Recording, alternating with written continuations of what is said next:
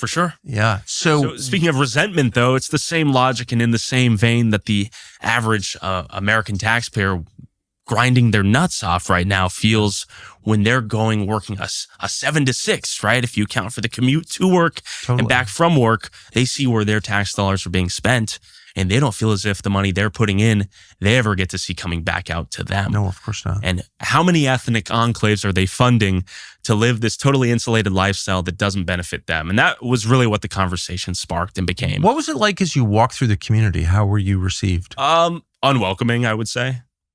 Yeah. Especially with the camera, of course. I think if I was there without the camera, not questioning anything, I would have been tolerated for sure. For those who haven't seen it, what kind of questions did you ask? What do you do for work? How do you afford to have 7 to 10 kids? You asked that? Yeah. Hey, what do you do for work? I study Torah. Okay. How do you afford 7 to 10 kids? God. And I would be like, what about the American taxpayer? And they would say, that too. So I'm like, of course. So I must add that I'm a little bit surprised, right? I am a little bit surprised to hear this because I didn't expect that. I always saw like the Jewish community to be well-to-do people that always seem to be successful and good with money. So y'all let me know in the chat, like, have you ever heard about this phenomenon of the Jewish people in the US taking advantage of the welfare system? Let's have a chat about that. This is news to me, to be honest.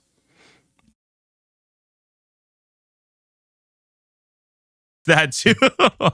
Was there any gratitude that you discerned to the American taxpayer? For me asking these questions? No, they say, God bless gratitude America. for God. I think it was. But not for America. I mean, maybe there is some, sure. You didn't hear it, though. I didn't feel it, no. No. C'est la grande vente aïe aïe chez Super C. Des rabais, il y en a sur une foule de produits, pis pas rien que ça viande. La grande vente aïe aïe, c'est encore plus d'économies en magasin et en ligne. Hey, c'est super, Super C. Watch what happens when a 50-year-old man blocks DHT naturally for just 90 days. Day 1, nothing. In and of itself shouldn't be something that you should be ashamed of. But yes, like it's not like a heritage. It's not something you should rely on and take advantage of to have 8 kids or 10 kids and then pass it on to them. It's something that if you fall on hard times, it could be you, it could be me, it could be anybody. So that's why we have it there. And I think you shouldn't be ashamed if you need it. But it shouldn't also be like the welfare EBT queen either. Right? So you should use it when you need it. And when you're done, you should let someone else who needs it to have access to it.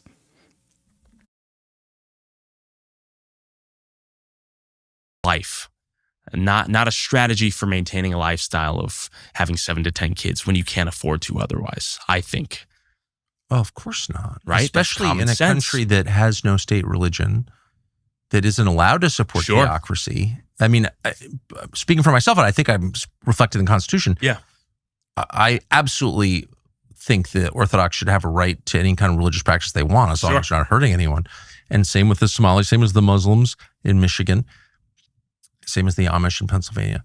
But the idea that taxpayers would support someone else's religion, it's not allowed, and it's right? even funnier for me because for some of these groups, there is outward hostility, right? You take some of these, I would argue these Orthodox Jewish groups, there is in fact hostility when we were there asking people questions, asking them what they do for a living, how they get their money, how they afford their little society.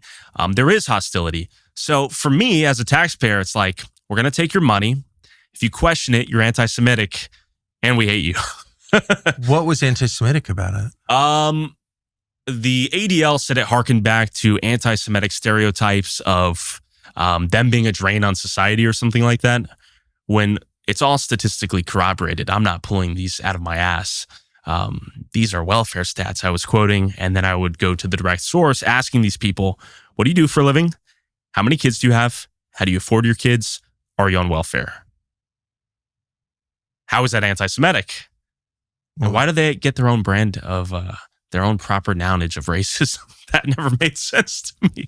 I agree. It's odd, right? It is odd. It's weird, yeah. It is odd. I haven't thought too much about that, but I think that's... Like, I think they are not the only ones that you would ask either, right? Like, I believe that, like, they also ask, like, the EBT queen, they ask many Americans, right? This is not something that is anti-Semitic for asking that question. I think they were asking Somalians as well. Were they Somalians for asking that? I don't think so. It's just a question, and they're free to answer or not answer. Really, that's how I see it. Fair point. How is Point from Tucker, right? Because the way Americans kind of feel very responsible for Israel, you would think that they were the ones responsible for that greatly unfortunate event. But really, Americans actually were the ones that swooped in and really helped out. They really helped out these people during those times, right? So I feel like, why do they feel so indebted to them, and like as if they're almost like they're always like at their service and wanting to do more than everybody else, even though they were not the ones that were involved in the atrocities. So very excellent point from Tucker Carlson there.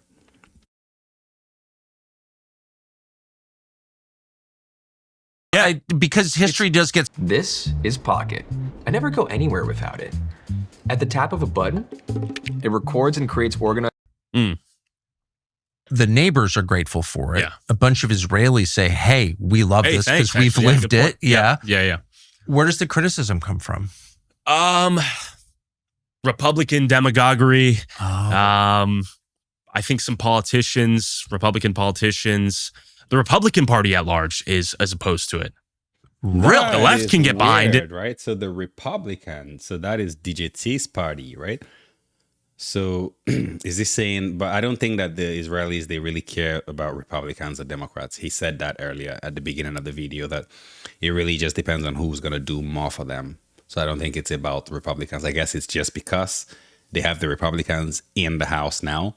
So now they are closely working with the Republicans. But if it were the Democrats, I would expect that it would be the same as well. But I could be wrong, of course, because it does seem like DJT has a special fondness for Bibi. Seems like there's a special relationship there. I wonder, what do you think about that relationship? Do you think it's an equal relationship, or do you think that it's one where there's a subservient partner in the relationship? Now let me know down in the chat what you think about the relationship that DJT has with Bibi Netanyahu.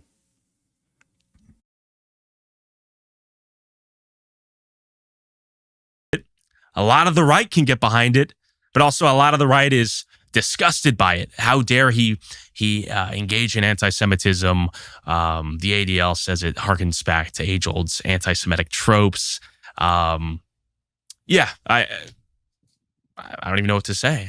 That's unbelievable. So how did for me, it's just laughable. You know, did any of the people who praised your Somali absolutely, exposés, did they attack this? Yes, same people. Yes. Yeah, I would give saying here that the Jewish people don't pay taxes, because this is all news to me, right? Like, honestly speaking, I know that like you never really run into a lot of Jewish people in your day-to-day lives, right?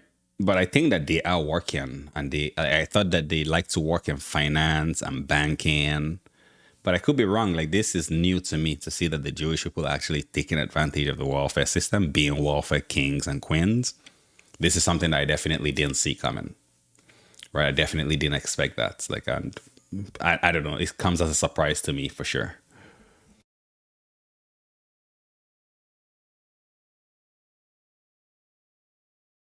Work hard enough to buy your own property and go do it. I shouldn't have to subsidize your lifestyle. It's that simple. That's totally state-based for that? Why is their schooling situation so different from like everybody else, right? Like, why do they have all these special things? I haven't double checked or like fact checked any of these. So yeah, feel free to correct me or correct Mr. Tyler Oliveira in the comments, right? Because he's the one saying this. He's a pretty popular YouTuber. I don't know if you know his channel, Tyler Oliveira. So apparently he is a voice, a very popular voice here on YouTube. But I've not double checked or fact checked any of what he's saying, guys. So always do your own research and find out for sure what are the facts and what are not, right? This is just to trigger a discussion, but it's not necessarily saying that this is the gospel. right? Because it doesn't add up to me. Like, why would Jewish people have their own segregated buses when the rest of us don't? Like, and why are we just hearing about this now? There should be like a bigger outrage, right? At least you would think. Correct. So that's state funded. You can't even get states to have gender segregated bathrooms. You know what? Because we're live, I'm going to go ahead and I'm going to pause the video and let's do some research, shall we? So let's go Google. Do Jewish students get gender segregated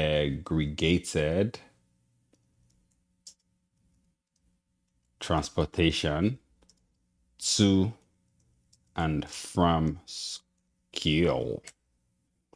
And just because I'm lazy, I'm going to do AI mode.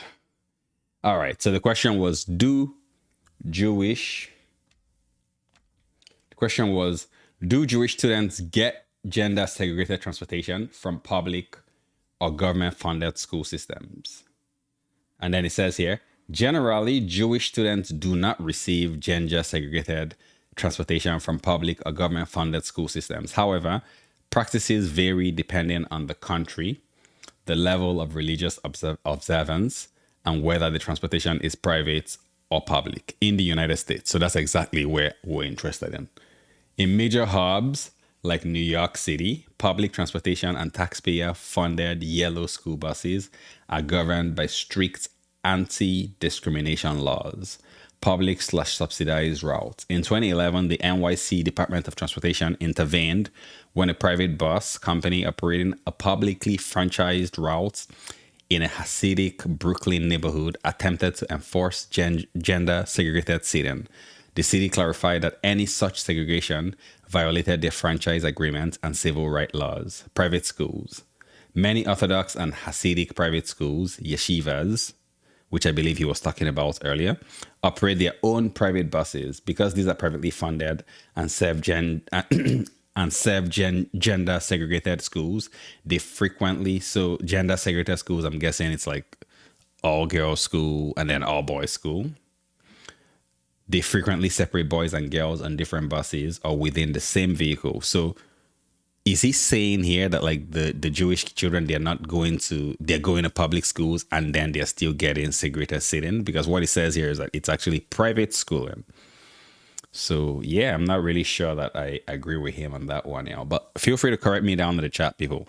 Like I don't agree with Mr. Oliveira on this one, at least from what I'm seeing here. Although we all know that AI is definitely like woke, right? If you know, you know. In point of fact, I'm okay with gender segregation. I don't have a problem. When I saw the title of the video, he said exposing Somali welfare abuse, but then he seems to be talking more about the Israeli welfare abuse. So I'm going to skip ahead. I'm going to see if I can actually find something about some Somali welfare abuse. And I will be doing some research into this Israeli welfare abuse within the United States, because I never heard about that and I never expected that. So we're going to skip ahead here. Let's see. Maybe here, perhaps. Probable cause. I would say, hey, officer, I know you're doing your job. Why am I being pulled over? They would say, you're a suspicious person. I would say, what's suspicious about me? You were filming. Okay, we were filming on the sidewalk. Give me your IDs. They can't articulate probable cause. We suspect that one of the high-ranking local officials called the police and told them to give us a hard time. That's speculative. I don't know. What country is this again? The United States of America. Okay. Yeah. It's easy to forget, though, right? Yeah. So, yeah, it was hostile. It was unwelcoming. So a large portion of our independence was from this website where we had people subscribe to our Patreon. It's just a website that allows you to collect money on a subscription or routine basis. Less than 24 hours after releasing this video, my Patreon is deleted, gone, without warning. Why? They cited some BS. They basically, the way the terms of service is written is in such a manner that they can take you down. But that's your business. That's my business, right? Obviously, it's their business. It is what it is. I was naive. But this is the engine of your business, right? Yeah, a large part of how we're funded. I mean, it's really just a middleman that allows Was me to it a collect money. mistake? No, absolutely not. They I've didn't not been reinstate it? reinstated since. Did they ever explain? No. John, They like, cited, why I is it think that it was Tucker for. Carlson. Has anyone noticed how Tucker Carlson never seems to get like canceled? Everybody else they get canceled, but Tucker Carlson just seems to always keep on making his money. Is it because of the way he articulates his points, where he's not exactly pointing the finger at anybody, but then he's just still coming across pretty clearly? Or could he be in bed with these people? That's the part I don't get, because obviously Mr. Oliveira here, he is being attacked and censored, but then Tucker Carlson, he seems to just be doing fine. But that's just my 2 cents here. I might be wrong.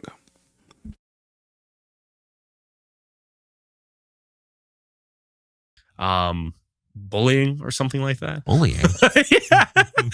And I think they might have selected a video that they could easily argue was the case in their eyes in such a way that their terms of service is written. But no, we were deplatformed basically overnight from Patreon. It's just.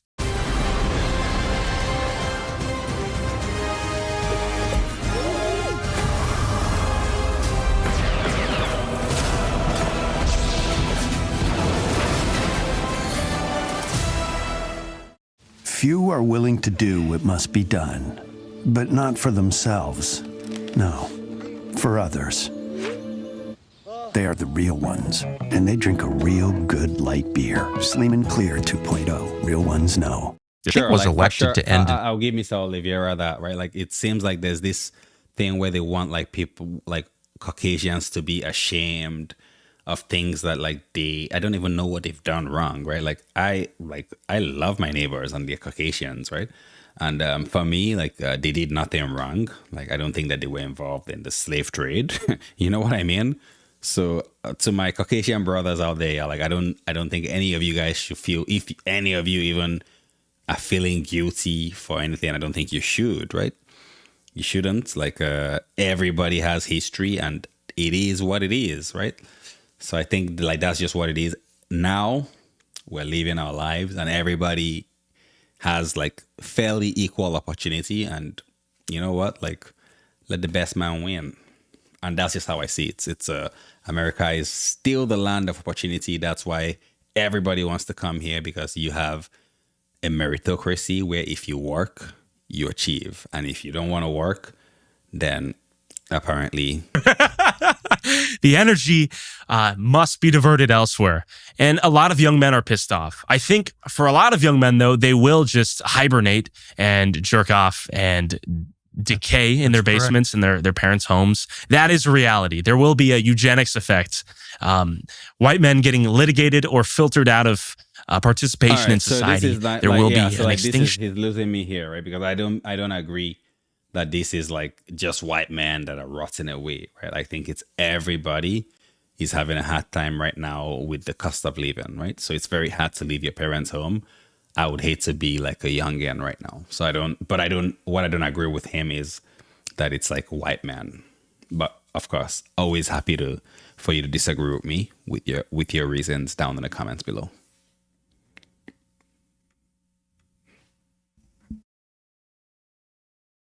Event for sure. That's inevitable, right? But some of them might try to do something a bit more bold and revolutionary, maybe. But how does something like that even come into existence? I wish I knew. With the surveillance state, and can you even? Is the democracy the means by which my generation uplifts their quality of life? Is that a possibility? Because the Republicans clearly don't care. The Democrats don't care. Is there a third-party alternative? What does that look like? I'm not sure. But the two current options are insufficient. Yep. You're making me emotional. Yeah. Really? On that, we can agree, right? On that, we can agree that the two current options are definitely not it. And I think even a third option, unless it's an option like that is found by the people and doesn't get infiltrated, and I don't know how it's not going to get infiltrated. So I just don't see how it's going to work. Like, you know that song, everybody knows that the boat is leaking. Everybody knows that the good guys lost. The rich stay rich, the poor get poor. Everybody knows that's how it goes. I'm sorry, like I completely slayed that song, but you get the point, right? I think good already lost. And right now, I don't know that there's another party coming to save us. I think it's not about parties here. I think we need to kind of like understand that we are gonna need to like right. I don't know. Like I don't want to call for like a like an uprising. So before I get completely canceled, So, but you know what I mean, right? Like I just don't know that like a third party is gonna come and magically make all our problems go away. But that's just me, of course. Like what do I know, right? Just a millennial over here. No, it's not a win like, at all. For me, like I think that's a win for sure. I think it's a good thing that a lot more people are now aware and like, are watching like politics closely and getting more involved, right? Because we see that like a lot of times like the older generation, they're the ones that are involved more in like the elections and voting and like in all the different levels of government. So I think it's good that we're having younger people starting to come in. I think that's how we'll start to have also younger leaders that will start to look out for the best interest of the younger generation, hopefully. And hopefully they didn't go to like the young leaders program, if you know what I mean. But yeah, like let me know down in the chat, guys. What generation do you think has it the worst right now? Is it the baby boomers? Is it the Gen Xers? Is it the millennials? Is it the Gen Zers? Is it the Gen Zoomers? I don't know. There's so many Gen Alpha. Who do you think is having it the worst, and who do you think is gonna have it even worse? Or who do you think is gonna have it better? Let's not be doom and gloom all about it. Be sure to let me know down in the comment section below, guys. Also, consider liking, consider subscribing to the channel. I thank you guys so much for rocking with me so far. I'm trying to get to 1,000 subscribers, and it will mean the world to me if you took the time to subscribe to the channel, only if you enjoy the content. But until next time, peace.